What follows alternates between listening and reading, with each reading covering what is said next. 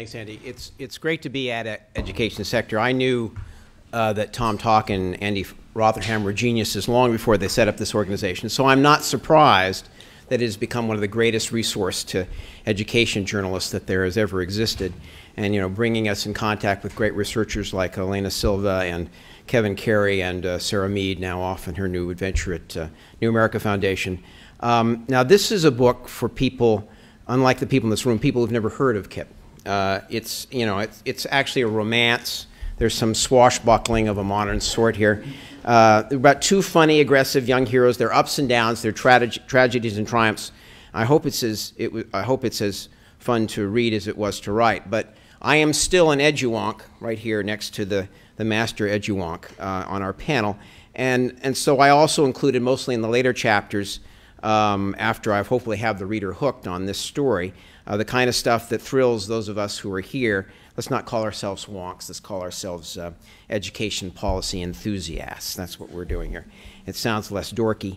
I provide all that you need for a good argument. There are the doubts and the criticisms of KIPP, the statistics, the studies, and I think the raw story of these two guys and their two great mentors may be as useful to policy enthusiasts as the more numerical stuff. So I'm going to give you just a little taste of the book before I get into the policy stuff. There's one anecdote that I think shows what I mean, reveals not only a characteristic of Mike Feinberg and Dave Levin, the founders of KIPP, but a policy issue that few of us have ever discussed, but I think is worth hashing out. Now, this is toward the beginning of the book when I introduced the two guys and how they met first at the Summer Institute of Teach for America in Los Angeles at actually Cal State Northridge in 1992.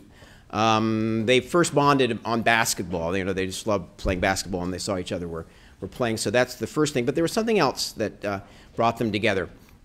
Feinberg and Levin bonded quickly over their mutual fondness for putting themselves into situations for which they were ill-prepared. When their group in Texas House, that was the dorm that they were in, they called it Texas House because it had all the Teach for America Corps members who were going to teach in Texas. When their group in Texas House ran out of beer one night, they heard one thirsty trainee say she had a car but didn't want to drive to a liquor store that late. Feinberg decided to impress the young woman by chivalrously volunteering to take her keys and do the errand for her. He invited Levin along. "You know how to drive a stick shift?" Feinberg asked Levin. "No." "Well, that's okay, I got it." In the car, Feinberg turned the key and listened with satisfaction as the engine roared to life. Then he turned to his new friend and said, "You know, I really don't know how to drive a stick either." Levin smiled. This was his kind of guy. They set off anyway, the gears grinding and the engine stalling, grinding and stalling as they lurched down Reseda Boulevard. That's it. And think about that. We have, as education policy people, looking at how education policymakers work, they often overplan and under-execute. Feinberg and Levin, as the book reveals, their billionaire financial angels, Don and Doris Fisher, tended to lean in the other direction, less planning and more and quicker execution. They say their way gets more things done and exposes problems that careful planning never will. So do we need less planning and execution in reforming our education system? Discuss among yourselves while I get to the meat of what we're talking about today. A brief summary of KIPP, and I think this is familiar to a lot of people, but perhaps some of you aren't aware of it. So let's sort of summarize what KIPP is. There are now 66 KIPP schools, soon to be 84, in 19 states and the District of Columbia. Their students, more than 80% are low income. They qualify for free and reduced lunch. 60% are African American, 35% are Hispanic. Like Levin and Feinberg, most KIPP school leaders, about 2/3 of them, started in Teach for America.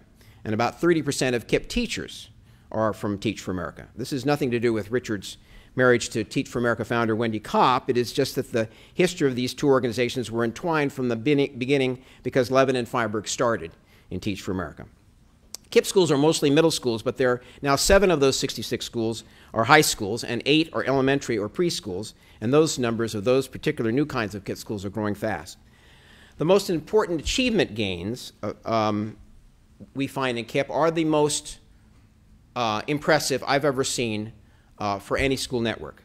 The latest figure is looking at the 1,000 students who have completed 4 years of KIPP from 5th through 8th grade. Those students, and these are scattered over 25 schools, so they're all different leaders, all different teachers.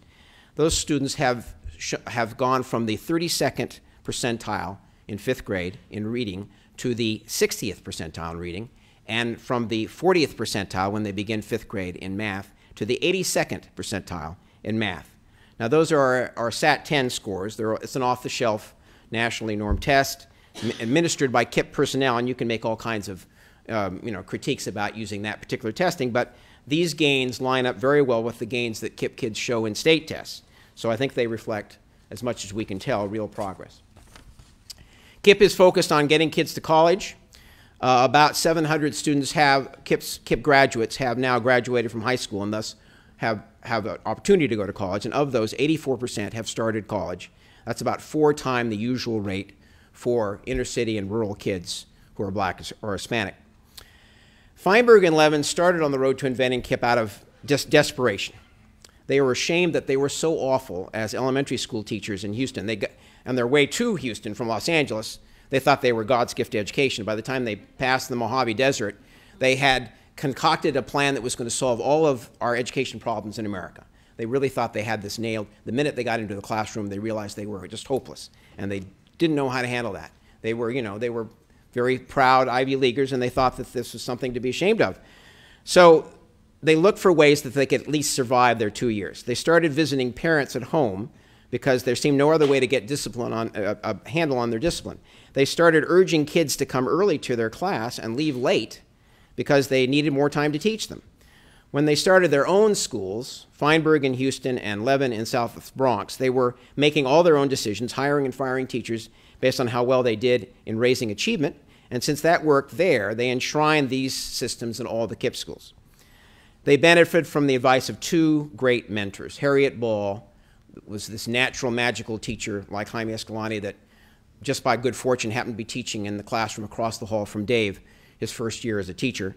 And Rafe Esquith, who is now a best-selling author and is still getting to his class, his 5th grade in Los Angeles at 7 a.m. and staying till 7 p.m. and doing amazing things, turning 5th graders in a poor part of town into Shakespearean actors and playwrights. Mike and Dave, Feinberg and Levin, produced a model for 5th to 8th grade middle schools that includes 9-hour school days, every other week Saturday sessions, required 3-week summer school, 2 hours of homework a night, in which the students call teachers at home if they have questions, which is one of the few things you can say is really their innovation. Most of everything else they use was things that we've all known as education people will work for all kids. The calling the teachers at home with homework questions is a Feinberg-Levin original. 1-week field trips to distant places at the end of each grade, consistent discipline, and close attention to academic improvement as measured by test scores and by regular teacher team evaluations and action plans. Now, these 2 guys had terrible trouble establishing their schools. Much of the drama in the book comes from the fights that they had, mostly with administrators. And they did some bad things. I promised myself in every speech to read some of the examples of the things they did that range from the educationally dubious to illegal acts performed by the 2 heroes of my book. I do this so that everyone understands that change is hard, particularly in education, that understands that these guys were not saints, and that this book is going to tell the whole story, no matter how it might be interpreted. Okay, here's the list of bad things that Levin and Feinberg did in the course of building KIPP. They lied about their qualifications to the first principals they worked for. They yelled at kids. They visited parent homes without prior invitation. They redid lessons their teachers had already covered. They defrauded innkeepers. That's the embassy suites chain where for many years, because they couldn't afford the room rates, they would book rooms and then stuff a lot more kids into each room than they were supposed to. They extorted, this was Mike Feinberg, they extorted one parent mother into letting him take away the family TV set because it was such a great distraction to her child.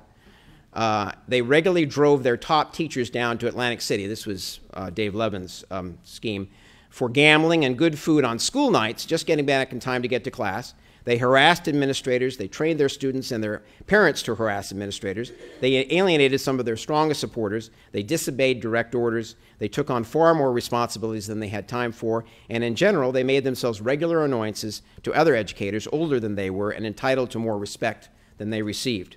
But, and the but's a big but, they produced significant results, better than I have seen in 27 years of looking for teachers in schools who have had ways to help impoverished students.